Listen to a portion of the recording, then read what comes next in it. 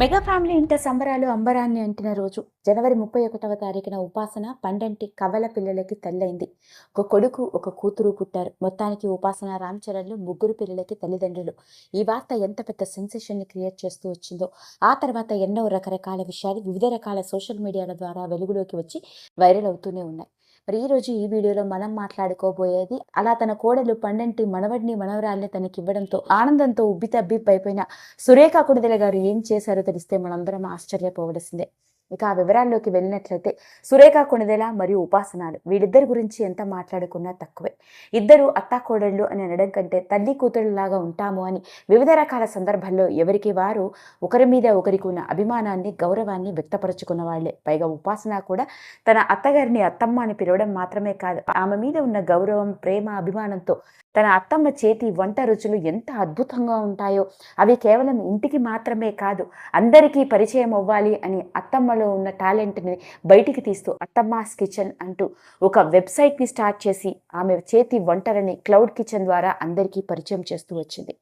అలా సురేఖ కొణిదెల గారు కేవలం ఒక గృహిణి మాత్రమే కాకుండా ఇప్పుడు ఒక బిజినెస్ ఎంటర్‌ప్రెన్యూర్‌గా మారడానికి కారణం ఆమె ఏకైక కోడలు ఉపాసన గారనే చెప్పాలి.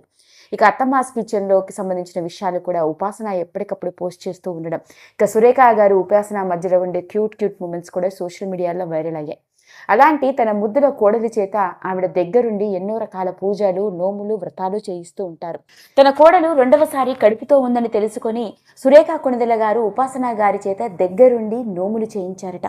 ముఖ్యంగా ఉపాసనకి సాయిబాబా మీద ఎంతో భక్తి ఉండడంతో ఉపాసన చేత సాయిబాబా వ్రతాన్ని మరియు పారాయణ దీక్షను పట్టించిందట.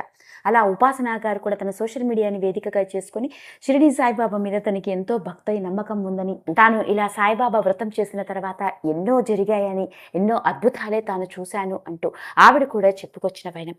అలా మొత్తానికి తన కోరిక వినడం మాత్రమే కాకుండా తాను చెప్పినట్లుగా సాయిబాబా వ్రతం చేయడం, అంతేకాకుండా పండంటి కొడుకు కూతురికి తల్లి అవ్వడంతో సురేఖ కొణిదెల గారు ఆనందంలో ఉబ్బితబ్బిబ్బైపోతున్న వైనం. మరి ఇలాంటి నేపథ్యంలోనే లేటెస్ట్గా వెలుగులోకి వచ్చిన ఈ విషయం కూడా నెట్టింట్లో ఆసక్తికరంగా మారింది. ఈ వీడియో కనుక మీకు నచ్చినట్లయితే లైక్ చేయండి, షేర్ చేయండి, సబ్స్క్రైబ్ చేసుకోండి. మరిన్ని వీడియోస్ కోసం పక్కనే ఉన్న బెల్ ఐకాన్ని నొక్కడం మాత్రం మర్చిపోకండి.